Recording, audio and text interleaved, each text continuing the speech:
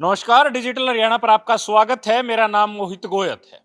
इस वक्त की बड़ी खबर जो है वो पानीपत से है, जहां पर अलग अलग 4 से 5 व्यापारियों से कुख्यात गैंगस्टर के गुर्गों के द्वारा करोड़ों रुपए की रंगदारी मांगी गई है। मामला पानीपत से है, जहां पर निगम पार्षद सत्तासीन पार्टी भारतीय जनता पार्टी के मनोनीत निगम पार्षद हैं और पेशे से डॉक्टर हैं। उनसे 5 करोड़ रुपए की रंगदारी जो है वो मांगी गई है।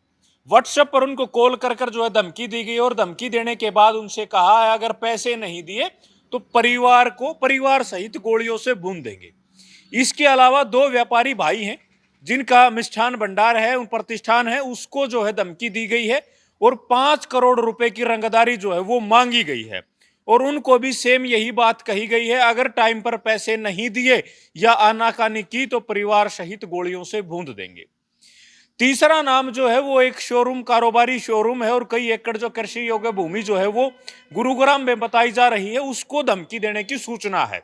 उसने पुलिस को सूचना दी कि उनके पास ऐसे ऐसे टेलीफोन आया और उनसे 10 करोड़ रुपए की रंगदारी जो है वो मांगी गई है।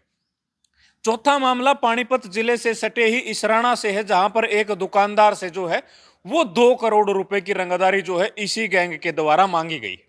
यानी कि आधा दर्जन के करीब लोगों को टेलीफोन किए गए हैं और 20 से 22 करोड़ रुपए की रंगदारी जो है वो मांगी गई है। ना देने की एवज में परिवार सहित गोलियों से भून देने की धमकी दी जा रही है। और इन्हीं में एक डॉक्टर हैं जो बीजेपी जो हरियाणा की सत्तासीन पार्टी है उसके मनोनीत पार्षद भी हैं, उनको भी 5 करोड़ रुपए की धमकी जो है वो दी गई है। हालांकि हरियाणा की पुलिस लगातार बदमाशों के गैंगस्टरों के एनकाउंटर जो है वो कर रही है और उनके अंदर खौफ भी है, लेकिन बावजूद उसके धमकियों के जो कॉल हैं वो कम नहीं हो रहे हैं। एक ही जिले में 4 से 5 कॉल जो है वो लगातार किए गए हैं, तो इससे अंदाजा लग रहा है कि बदमाशों में कितनी दहशत जो है वो पुलिस के नाम पर है।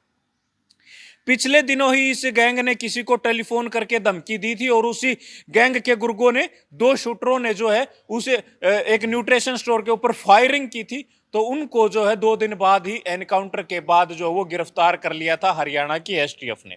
एसटीएफ लगातार एक्टिव है, क्राइम यूनिटें जो है वो लगातार एक्टिव हैं, गैंगस्टरों के एनकाउंटर हो रहे हैं और सीधी चेतावनी दी जा रही है कि गोली के बदले गोली।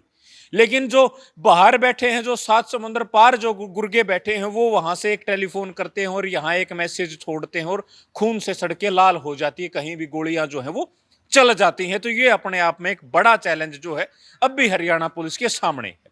लेकिन चंद दिन पहले ही हरियाणा के डीजीपी ने एक ऐप लॉन्च किया है अभेद नाम से।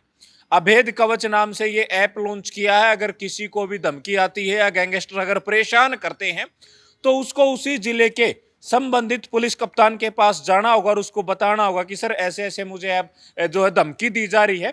तो उस जिले का पुलिस कप्तान जो है उसके टेलीफोन में एक मोबाइल एप्लीकेशन जो है एक कोड के जरिए एक्टिवेट करेगा और एक्टिवेट होने के बाद किसी भी विदेशी नंबर से उनको थ्रेट जो है वो नहीं आ पाएगी। वो एप्लीकेशन जो है वो उसको ट्रैक करेगा कि ये कॉल जो थ्रेट देने के लिए की जा रही है, तो उसको वो उसके टेलीफोन में नहीं आने देगा।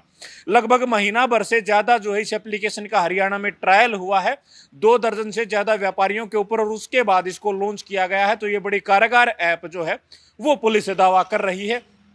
तो इन लोगों ने पुलिस को सूचना जो वो दे दी है। सूचना के बाद पानीपत की जो क्राइम टीमें हैं, सीआईए की टीमें जो वो एक्टिव है और लगातार जांच पड़ताल करके जो है नंबर को ट्रेस करने का काम कर रही हैं। लेकिन फिलहाल जो सूचना मिली है वो सूचना ये है कि पुलिस की तरफ से भी ये कहना है कि बदमाश जो है वो पूरी रेकी करने के बाद जो है वो धमकियां दे रहे हैं, पूरे परिवार की डिटेल लेने के बाद जो है वो धमकियां दे रहे हैं।